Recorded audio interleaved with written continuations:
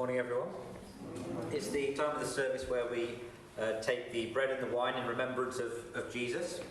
And last week, when I did the welcome, you may recall that I talked about the two greatest commandments. And I kind of alluded to the fact that, look, we've got all of this Old Testament, and people wanted to know what the key points were. And kind of following on from that, I want to look today at how crucial Jesus is to our Christianity. I mean, how crucial is Jesus? For example, you could argue if all of this is the Old Testament and all of this is the New Testament except for the Gospels, then Jesus is specifically spoken about in this little bit here.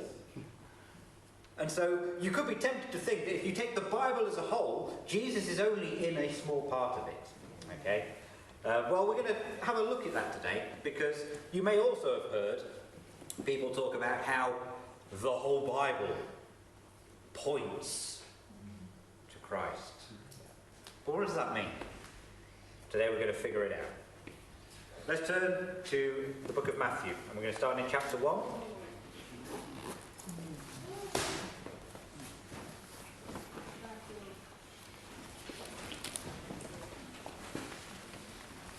And we'll start in verse 1, chapter 1, verse 1 of Matthew.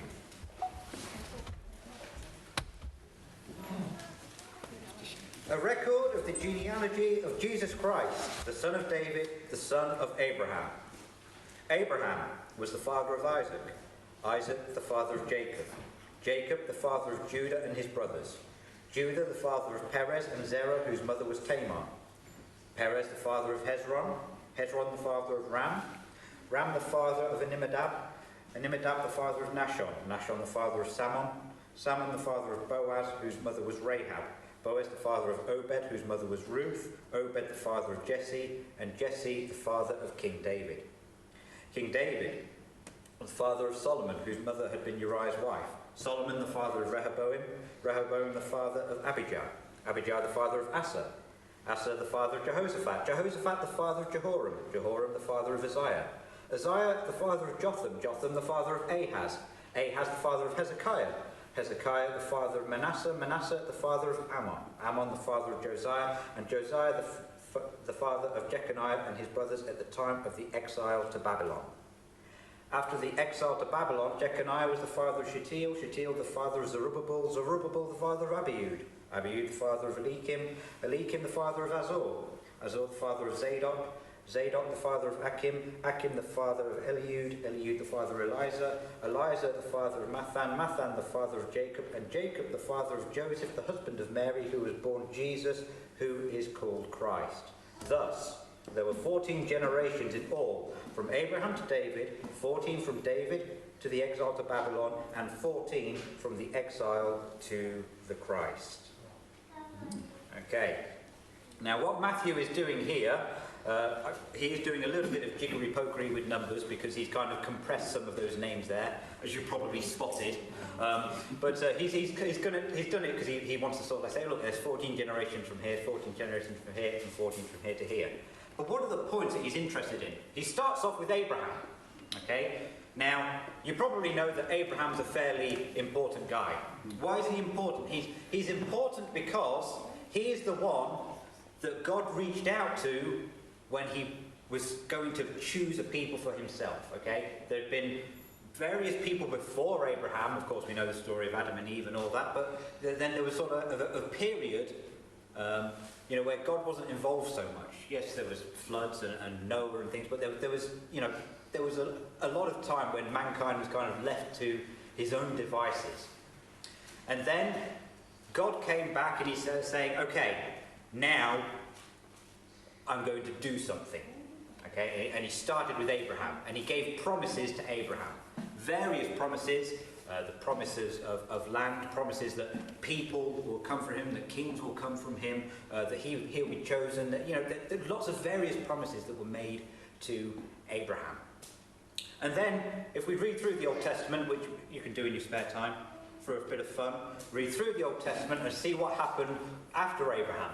Trace it all the way through to King David. and in particular David's son Solomon as well. And you'll find that really what happened was there was a bit of an upward trend. You know, amazingly, things seemed to go pretty well. Yes, of course, there was, you know, occasional lapses of judgment. Things, you know, went a little bit awry sometimes, but ultimately, by the time of King David, the chosen people had their land. They were as numerous as the stars in the sky. There was peace everywhere. They were a beacon to the world around them. In the case of Solomon, they had like the wisest man who had ever lived ruling over them. You know, this, if you look back at this from a historical viewpoint, this was the absolute peak of Israel's power. Okay, the absolute peak. So from Abraham to David is just like, ultimately, it's a success story. What could possibly go wrong? Well, something obviously went wrong, because very shortly after that, the kingdom split in two, and then we see there was a bit of a downward spiral. And where did that end? That ended, in the next section, in the exile. I mean, that's one heck of a drop, right? You've gone from the peak of Israel's power to exile. Now that in itself should tell us something. That even when you're at the peak of your power, when you're ruled by the wisest man who has ever lived, mankind still makes a mess of it. Mankind still gets it wrong. Man still fails. And so if the history teaches us anything, it's that we're going to fail. We're going to get it wrong.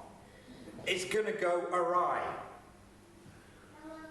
And whether it's physical or whether it's spiritual, chances are we're going to end up in exile. That's where we're going to end up. But then when does the next section end? Where does it go after exile? Well, this is where it gets interesting, because after exile comes Christ. This is where Jesus enters the picture. This is where the Gospels start. The Gospels are saying, look what happened. Here was Abraham, here was Israel in its height, then you went to exile, and now here comes Christ. Now comes the solution. Now comes where we go from exile. You've hit rock bottom in exile. Now the solution is here. The solution is Christ. And so, when we talk about the Bible points to Christ, this is what we're talking about. This is what we mean. Do it under our own strength. Give us a law. We'll follow it. We'll get it wrong. Just give me a list of things to do and I can earn my salvation. We'll get it wrong. If we just had a decent leader, maybe just give us the wisest man who ever lived, we'll get it wrong. The solution, says God, is Christ. And that's what we remember today. That's what we should really remember kind of every day. But we're remembering specifically today, when we take the communion, that Christ is the answer. Amen. That Christ is what everything else, all the stuff that's happened before, is pointing to the victory in Christ. And so really, I just wanted to give you a little history lesson today. And how does the Bible, how does these four tiny Gospels in part of the big picture, how is that so crucial? It's crucial because it's the solution to everything. Let's bow our heads in a word of prayer. Lord God Almighty, thank you for your Son Jesus Christ. We thank you for the way that you've worked throughout history. You've worked through a chosen people. You've had their deeds recorded. We can see what happened. We can identify with them. We can see ourselves in the way that people in the Bible react and behave and do things. We can find ourselves thinking, yeah, but if I was there, I would have been different. I wouldn't have rebelled. I wouldn't have made a golden calf. I wouldn't have done this. But we keep reading the story long enough and we'll find something in there that makes us realise, yeah, that would have been me. That would have been me. I want to have faith. And ultimately, when we do it in our own strength, we will.